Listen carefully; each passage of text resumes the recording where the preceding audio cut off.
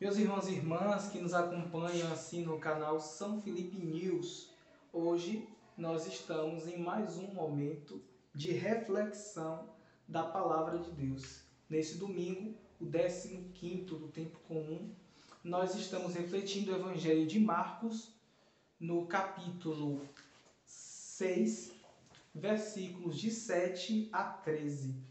E assim então, abra sua Bíblia aí e reze conosco, leia o Evangelho, para que a gente possa então iniciar a nossa reflexão e você aí de casa possa também entender um pouco mais sobre a palavra de Deus. Bom, o Evangelho de hoje ele vai nos trazer aquilo que nós durante todos os anos refletimos e já está bem claro em nossos corações. A missão que Jesus anuncia a todos nós para que sejamos pessoas mais pé na estrada, pé no caminho, pé na caminhada. E ele vai chamar os discípulos e de 2 a 2. É Jesus quem chama os discípulos. Perceba que o chamado não se dá por qualquer pessoa, mas é o próprio Cristo, como cabeça daquela família dos discípulos, que chama então todos eles a uma missão, a um chamado. Cabe então aos discípulos acolher este chamado. Então assim vai haver este chamamento e, mais do que isso, o número 12. Jesus não chama qualquer número de discípulos, mas ele chama os 12. E os 12 aqui vai entrar relembrando e remontando as 12 tribos de Israel. Com as 12 tribos de Israel, nós estamos assim representando a missão que é dada à totalidade do povo de Deus. Todo o povo de Deus é convidado a uma missionariedade, a ir ao encontro do outro e anunciar o Evangelho de Jesus Cristo. Por isso, o número 12, como totalidade deste povo de Deus. E quando falamos de 2 a 2, nós temos que lembrar que no costume judaico, qualquer tipo de anúncio que houvesse, teriam que ter 2 testemunhas para que se fosse dado assim um anúncio. Era obrigatório por lei naquela sociedade. Mais do que isso, a gente pode pensar também que o envio de 2 em 2 também é expressão de uma vida de comunidade que Jesus emprega a estes discípulos. Até porque na vida de comunidade nós não anunciamos sozinhos por nós mesmos, mas nós anunciamos em nome de uma comunidade de fé. Nós, como cristãos, devemos anunciar em nome da comunidade e não em nome de nós mesmos.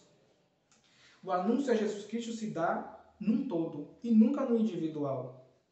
Pensar o comum a todos é pensar, então, a lógica de Jesus em nossas vidas. Quando nós vamos olhando um pouco mais à frente no Evangelho, quando Jesus dá autoridade aos discípulos sobre os espíritos impuros, a gente percebe ali que, na verdade, os espíritos impuros, eles aparecem como todo tipo de iniquidade, de maldade, de mazela que existe na humanidade.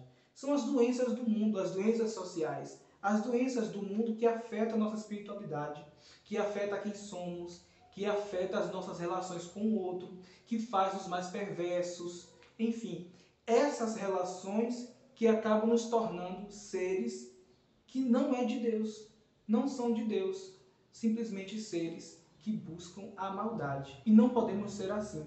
Por isso, Jesus dá autoridade para expulsar os espíritos impuros. O espírito impuro da maldade, o espírito impuro da falsidade, o espírito impuro do egoísmo, enfim, do preconceito, dos diversos males que a sociedade até hoje pratica e não percebe o quanto faz mal e o quanto adoece a própria humanidade. Quando nós, então, vamos mais à frente, nós vamos percebendo, então, que Marcos não vai tratar, de fato, nesta parte do Evangelho, sobre o estar saltando de casa em casa. Mas se nós formos olhar lá em Lucas, lá em Mateus, vamos perceber que eles vão falar também sobre isso. Vai trazer lá essa fala de Jesus. Não fiqueis de casa em casa. Como quer dizer que não, os discípulos não devem, na hora do anúncio, observar quem é amigo e quem não é, mas tratar todos iguais. Se alguém acolher, ótimo. Se não acolher, bate as poeiras dos pés e vai embora, deixando o testemunho não fiel daqueles e levando o testemunho fiel de Jesus Cristo àqueles que precisam. Mas ao final, Jesus, no versículo 13, vai trazer então esta confirmação. E todos eles expulsavam demônios e curavam os doentes. A doença, as enfermidades do mundo. E essa proposta de conversão que Jesus faz, na verdade, tudo que Jesus traz nesse último versículo é justamente a ideia de uma conversão profunda de mentalidade, mas também de espiritualidade, que esses discípulos fazem agora e põem em prática. Não mais se colocam apenas como aqueles que foram enviados, mas praticam de fato aquilo que foram chamados. Nós hoje todos somos chamados a esta missão de amor. E é nesta missão que nós nos encarregamos de mudar uma realidade que está como que posta aos nossos olhos e que às vezes nós queremos nos fechar os nossos olhos para uma realidade que está iminente no mundo. E é preciso então que entendamos que a vida dentro do Evangelho se dá nos questionamentos dos paradigmas onde o mal se faz presente. É aí então que a missionariedade começa. A missionariedade do cristão começa a partir do momento que na caminhada a gente entende que ali devemos denunciar e transformar a mentalidade de uma sociedade que busca assim viver o contrário do que é virtuoso, do que é belo, do que é bom, do bem. Então assim, numa parte prática da vida, entendermos que não devemos aceitar aquilo que nos impõe como que a verdade suprema. Na verdade, todas as propostas do mundo que nos vêm contra aquilo que acreditamos dentro do Evangelho de Jesus Cristo devem ser assim derrubadas.